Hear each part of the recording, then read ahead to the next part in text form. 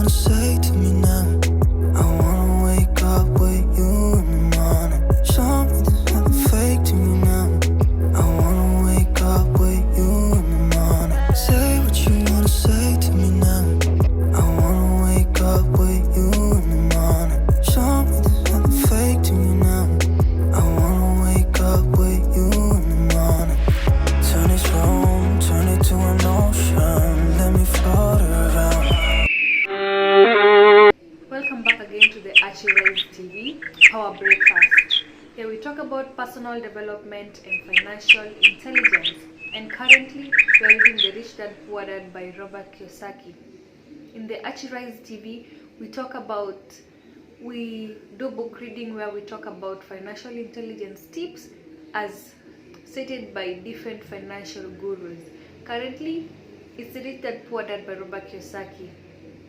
We'd just like to get straight into the book, but reminders, we had done lesson 1, which is the rich don't work for money, lesson 2, which is mind your own business.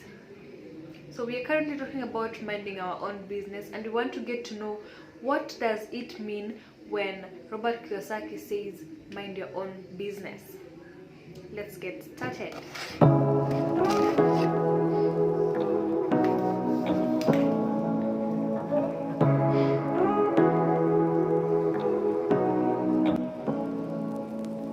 Say what you wanna say to me now. I wanna wake up with you in the morning. Show me there's nothing fake to me now. I wanna wake up with you in the morning. Say what you wanna say. So chapter 5, lesson 4 is the history and power of cooperation. Let's get to learn what Robert Kiyosaki has to say about this. So I remember in school being told the story of Reuben Hood, and his merry men. My school teacher thought it was a wonderful story of a romantic hero, Kevin Costner type, who robbed from the rich and gave to the poor. My rich dad did not see Robin Hood as a hero. He called Robin Hood a crook. Hood may be long gone, but his followers still live. How often still I hear people say, why don't the rich pay for it? Or the rich should pay more in taxes and give it to the poor. It is the idea of Robin Hood, or taking from the rich to give to the poor, that caused the most pain for the poor and the middle class. The reason the middle class is so heavily taxed is because of Robin Hood ideal. The ideal reality is that the rich are not taxed. It's the middle class who pays for the poor, especially the upper middle class, the educated upper middle class.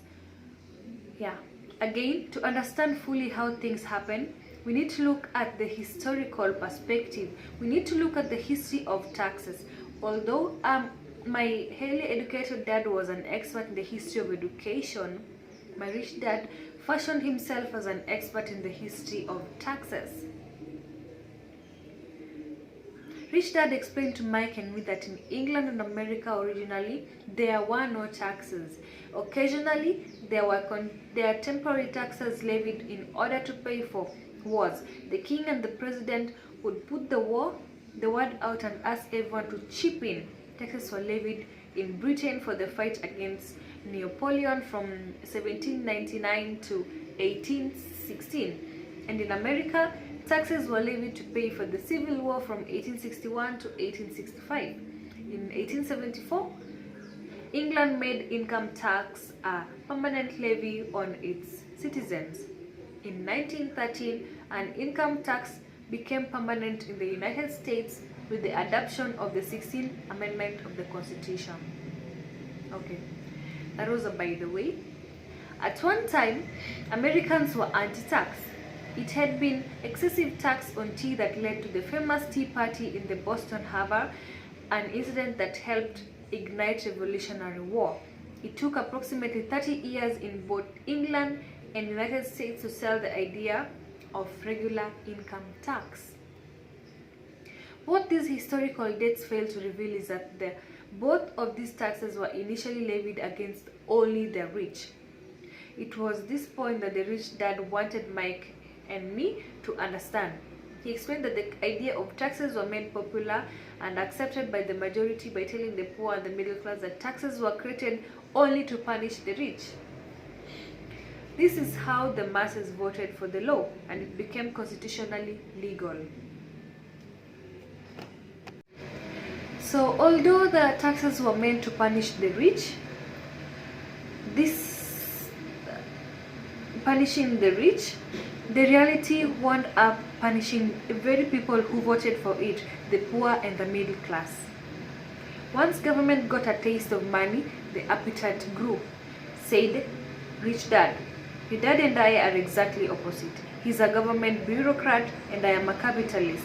We get paid and our success is measured on opposite behaviors. He gets paid to spend money and hire people. The more he spends, the more people he hires, the larger his organization becomes. In the government, the larger his organization, the more he's respected. On the other hand, within my organization, the fewer people I hire, and the less money I spend, the more I am respected by my investors. That's why I don't like government people. That's the Rich Dad saying it. They have different objectives from most business people. As the government grows, more and more tax dollars will be needed to support it. My educated dad sincerely believed that the government should help people. He loved John F. Kennedy and especially the idea of Peace Corps. He loved the idea so much that both he and my mom worked for the Peace Corps, training volunteers to go to Malaysia, Thailand and the Philippines. He always strived for additional grants and increases on his budget so he could hire more people. But in his job with the education department and the Peace Corps, that was his job from the time I was about 10 years old. I would hear from my rich dad that the government workers were a pack of lazy thieves, and from my poor dad that I would hear that the rich were greedy crooks who should pay more in taxes.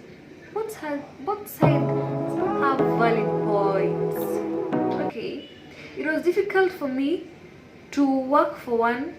Okay, it was difficult to go to work for one of the biggest capitalists in town and come home to a father who was a prominent government leader.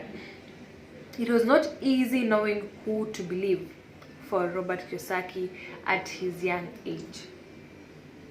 Yet, when you study the history of taxes, an interesting perspective emerges. As I said, the passage of taxes was only possible because the masses believed in Robin Hood theory of economics, which was to take from the rich and give to everyone else.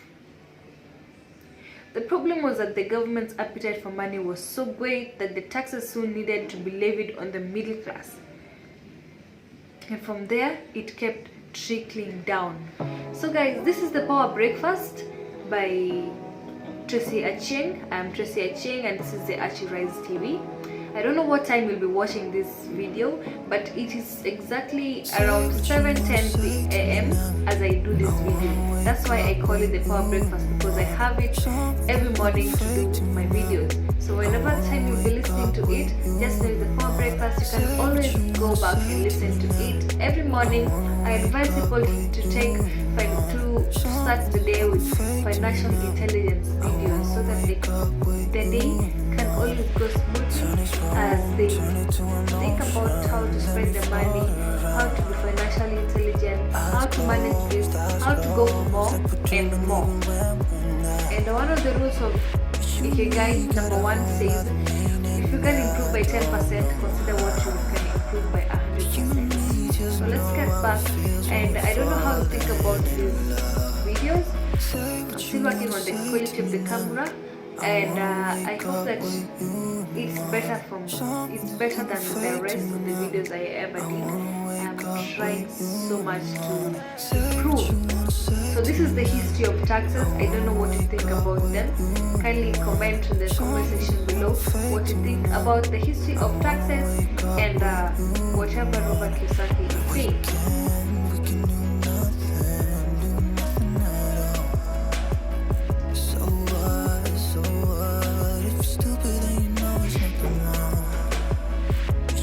So let's get back into reading as we Learn from Robert Kiyosaki, financial intelligence and also personal development.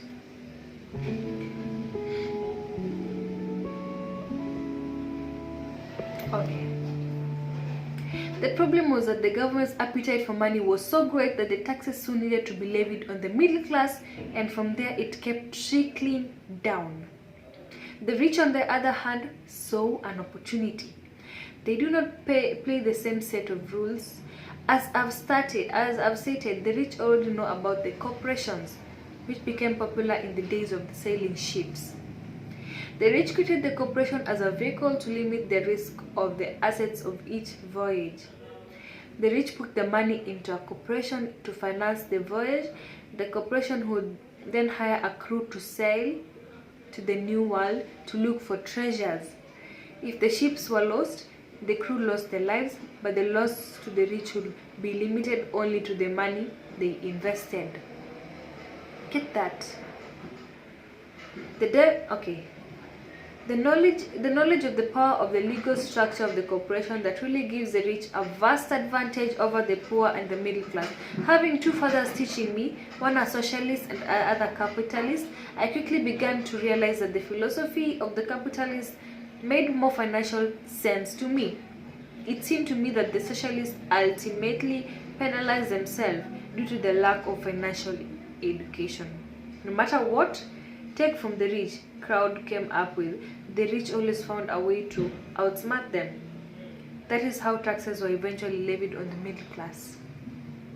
The rich outsmarted the intellectuals solely because they understood the power of money, a subject not taught in schools. Yeah, how did the rich outsmart the intellectuals? Once the take from the rich tax was passed, cash started flowing into government coffers. So initially people were happy, money was handed out to the government workers and the rich. It went to the government workers in the form of jobs and pensions. It went to the rich via the factories receiving government contracts. So rich always have a way of gaining. They always outsmart everyone. So the government became a large pool of money, but the problem was fiscal management of the money. There really is no recirculation. So in other words, the government policy, if you are a government bureaucrat, was to avoid having excess money. If you fail to spend your allotted funding, you risk losing it in the next budget. You would certainly not be recognized for being efficient. Business people, on the other hand, are rewarded for having excess money and recognized for their efficiency. As this cycle of growing government spending continued, the demand for money increased, and the tax the rich idea was now being adjusted to include lower income levels, down to the very poor people who voted it, the poor and the middle class. So you see, someone say that what goes around comes around. Maybe it's true, maybe it's true. They headed back to the protection of a corporation. A corporation protects the rich, but what many people who have never formed a corporation do not know that it is a corporation. Is that a corporation is not really a thing. A corporation is merely a file folder for some legal documents in it, sitting in some attorney's office registered with the state government agency. Of people. A corporation is merely a legal document that creates a legal body without a soul. So the wealth of rich was once protected. Once again, the use of because the income tax rate of the corporation was less than the individual income tax rate. In addition, as described earlier, certain expenses could be paid with pre-tax dollars within the corporation. And diligently go to work and pay taxes. They understand the way the rich play the game. They could play it too. Then they would be on their way to their own financial independence. So we need to understand how the rich play their game. How the rich play their game.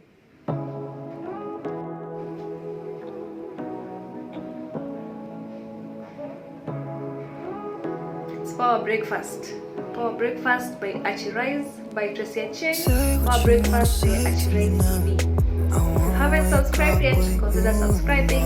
It's 7 a.m. as we do this video. Don't know if you're lacking the financial intelligence videos, you need to like the financial intelligence videos for financial development and personal development. So that's it. So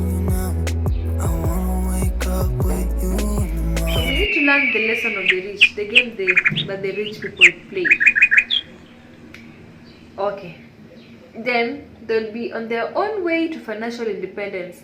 That's why I cringe every time I hear a parent advise the children to go to school so they can find a safe, secure job. It's boring. An employee with a safe, secure job without financial aptitude has no escape. Average Americans today work 5 to 6 months for the government before they make enough to cover their taxes. Just imagine that. 5 to 6 months working for the government to only pay taxes in a year. Okay. In my opinion, that's a long time. Same to me. Very long. The harder you work, the more you pay the government. That is why I believe the idea of take from the rich backfired on the very people who voted it. The rich, the middle class and the poor.